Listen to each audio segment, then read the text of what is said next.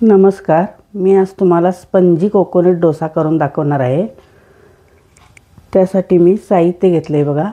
एक मोठी वाटी उडीद डाळ आणि त्याच वाटीने मी 3 वाट्या तांदूळ घेणार आहे. रेशनचे तांदूळ आहेत. हे 3 वाट्या तांदूळ घेतले मी. आणि छोट्या वाटीने एक छोटी वाटी साबुदाणा आणि एक छोटी वाटी पोहे आणि एक अर्धा चमचा मेथीदाणा असं घेतलं आहे. हे सगळं मी चांगलं स्वच्छ 4-4 वेळा तांदूळ वगैरे सगळं धुवून घेतलेलं आहे. आता हे सर्व मी एकत्र करून भिजत घालणार. उडीद डाळ तेवढी बाजूला ठेवणार. पोहे, शाबू, मेथीदाणा, तांदूळ हे सर्व एकत्र केलं मी. हे स्वच्छ 4-4 वेळा मी धुवून घेतलं आहे. आणि आता हे मी दिवसभर भिजत घालणार. हे भिजलेलं आहे बघा. संध्याकाळ झालेली आहे. हे आता मी वाटून घेणार आहे.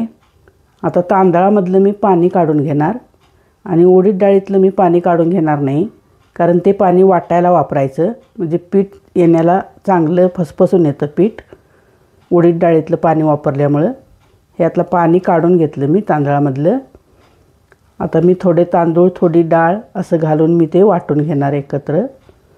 थोडं बारीक वाटून घ्यायचं.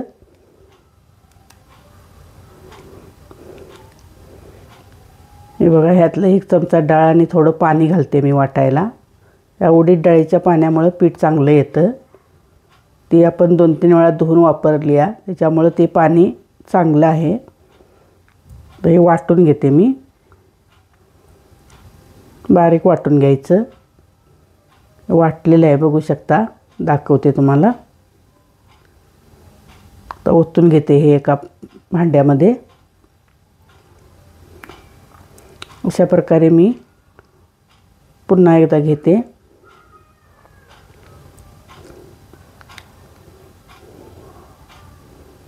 आणि ही डाळ आणि थोडं पाणी घालून परत अशा प्रकारे सगळं मी वाटून घेणार. बारीक वाटून घ्यायचं. वाटून झालेलं आहे. ओतून घेते मी. हे डोसे माझ्या मैत्रिणींना खूप आवडतात. एकदा मी त्यांना दिलेलं होतं करून. त्यापासून त्यांना ते सारख्या म्हणतात की तुमचे डोसे खूप छान होतात. म्हणून मी त्यांना परत उद्या बोलवणार आहे नाश्त्याला. आम्ही खाली जमणार आहे सगळ्या मैत्रिणी आणि नाश्ता करणार आहे. त्यासाठी मी बनवत आहे हे डोसे. हे वाटून झालेलं आहे बघा. चांगलं फेटून घ्यायचं हे वाटून. त्यामध्ये मी 1 नारळाचं खोबरं वाटून घालणार आहे. हे किसून घेतलेलं आहे बघा. मी पांढरा भाग तेवढा नारळाचा किसून घेतलेला आहे. आतला काळा भाग घेतलेला नाही मी. आता हे खोबरं पण वाटून मी ह्या पिठामध्ये मिक्स करून ठेवणार आहे. त्याच्यामुळे खूप छान टेस्टी डोसा होतो. नुसता कोकोनट डोसा म्हणजे तांदूळ आणि नारळ वाटून सुद्धा नुसता कोकोनट डोसा केला जातो. त्याची पण रेसिपी मी टाकेन कधीतरी. पण हे सर्व जिन्नस यात घातल्यामुळे खूप टेस्टी लागतो हा डोसा. त्यामध्ये फक्त नारळ आणि तांदूळच वाटून घालतात. त्यात उडीद डाळ, साबुदाणा, पोहे हे घालत नाहीत. पण त्याच्यापेक्षा हा डोसा जास्त चवीला लागतो. करून बघा हे असा एकदा. हे आता चांगलं फेटून घ्यायचं आणि ह्याला रात्रभर मी झाकून ठेवणार आहे. थंडीचे दिवस आहेत, त्यामुळे याला गरम ठिकाणी मला ठेवलं पाहिजे. खूप थंडी पडलेली आहे इकडं. आता झाकून ठेवणार मी आता हे रात्रभरासाठी. आता मी चटणीचं साहित्य दाखवते तुम्हाला. अर्धी वाटी फुटाणे डाळ, अर्धी वाटी शेंगदाणं, 10-12 हिरव्या मिरच्या, आल्याचा 1 तुकडा, 20 लसूण पाकळ्या आणि 1 नारळाचं किसलेलं खोबरं. हे सर्व जिन्नस मी आता मिक्सरमध्ये घालून घेते आणि बारीक वाटून घेते. सुरुवातीला हे साहित्य सुरुवातीला मी थोडंसं बारीक करून घेते आणि नंतर मग त्यामध्ये खोबरं घालते. मी घेतलेलं आहे बघा बारीक करून. त्यामध्ये आता खोबरं घालून घेते आणि आता त्यामध्ये पाणी घालते आणि त्याची बारीक पेस्ट करून घेते आता मी.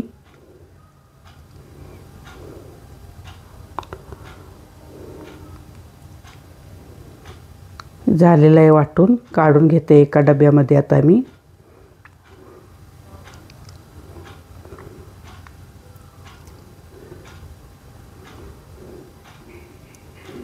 ह्यामध्ये थोडं पाणी घालून घेते भांड्यामध्ये. नंतर ह्याला फोडणी देणार मी. आता बाजूला ठेवते थोडा वेळ. पीठ दाखवते तुम्हाला. पहिला रात्रभर ठेवलेलं आहे पीठ मी, आणि सकाळी लवकर उठून मी हे वाटून घेतलेलं आहे. चटणीचं साहित्य, तर पीठ चटणी बाजूला ठेवून घेते आता. तर सकाळ झालेली आहे. पीठ दाखवते तुम्हाला. थंडी खूप आहे. मला वाटत होतं थंडीनं पीठ येतं का नाही काय की, पण चांगलं आलेलं आहे पीठ. असं फुगून एकदम वर आलेलं आहे पीठ. त्याला मी गरम ठिकाणी मायक्रोवेव्हमध्ये ठेवलेलं भांडं. तर त्यात मीठ घालून घेते मी 2-2.5 चमचे. चवीनुसार तुमच्या मीठ घालून घ्यायचं, आणि त्याला परत एकदा मिक्स करून घेते मी.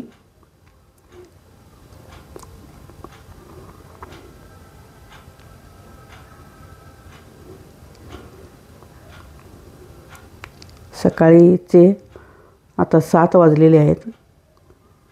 8-8:30 वाजता माझ्या मैत्रिणी खाली जमणार आहेत. त्यांना मी नाश्ता घेऊन जाणार आहे. चटणीसाठी मी आता तेल तडका करते. 2 चमचे तेल घातलं मी पळीनं त्या.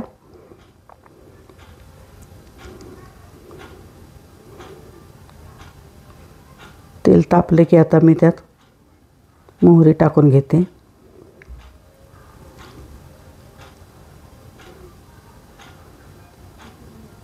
गॅस चालू केलेला आहे. तेल तापत आलेलं आहे. आता त्यात 1 टीस्पून मोहरी घालते मी. 1 टीस्पून मोहरी घातली मी. मोहरी तडतडली चांगली की मग 1 टीस्पून जिरे घालायचे. जिरे घातले 1 टीस्पून. जास्त करपायचे नाही. गॅस बारीक केला मी. कढीपत्त्याची 20 पानं घातली मी, आणि वर प्लेट झाकली, कारण तेल उडतं वर म्हणून. थोडासा कढीपत्ता कुरकुरीत झाला की मग गॅस बंद केला मी. त्यात थोडंसं पाणी घालून घेते मी, फोडणी करपू नये म्हणून. झालेली आहे फोडणी. आता या चटणीमध्ये घालून घेते मी तडका.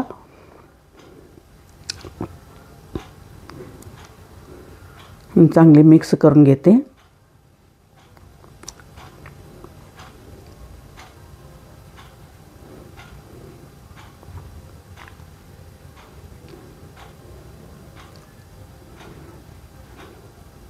त्यात मीठ घालून घेते चवीप्रमाणे 1-1.5 टेबलस्पून. आता ही चटणी थोडी दाट झालेली आहे. मी नंतर दुसऱ्या डब्यात काढून थोडंसं पाणी घालून वाढवणार आहे. थोडी जास्त दाट आहे ही अजून. झालेली आहे तयार चटणी. ही बाजूला ठेवून देते. आणि आता गॅसवर मी पॅन ठेवून घेते आणि डोसे काढायला सुरुवात करते आता. लवकर उठून मी आंघोळ वगैरे करून आता हे सगळं करून घेतलं. तव्यावर थोडं पाणी टाकून पुसून घ्यायचं स्वच्छ कापडानं तवा. आणि छोटे छोटे डोसे काढणार आहे मी. जास्त मोठे नाही काढणार. बघू शकता त्याला जाळी पडायला सुरुवात झाली आहे. थोडं तेल कडेनं सोडून घ्यायचं.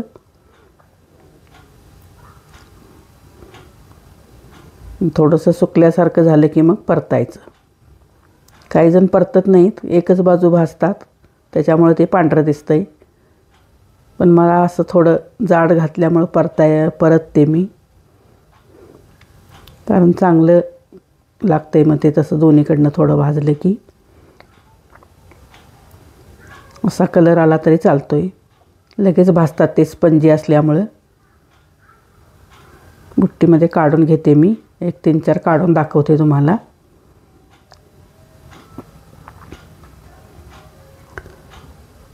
एवढ्या आकाराचीच मी काढणार.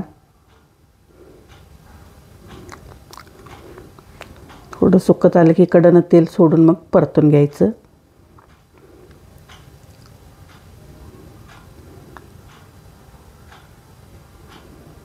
तेल सोडून घेतलं मी, तर परतून घेते.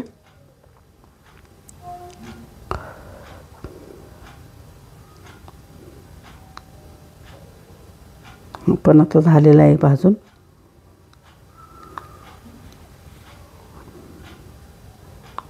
खूप छान व टेस्टी होतात हे डोसे. एक वेळ ह्या पद्धतीने डोसे करून बघा. माझ्या रेसिपी आवडत असतील तर माझ्या चॅनेलला लाईक, शेअर, कमेंट करून सांगा कशा झाल्यात. आणि सबस्क्राईब करायला विसरू नका. बघू शकता डोसे कसे झालेत, किती स्पंजी झालेत बघा. खायला पण खूपच टेस्टी आहेत ते. ह्या माझ्या मैत्रिणी बघा उन्हाला उभारलेल्या आहेत. थोड्या नाश्ता केलेल्या आहेत, थोड्या करत आहेत. थँक्यू.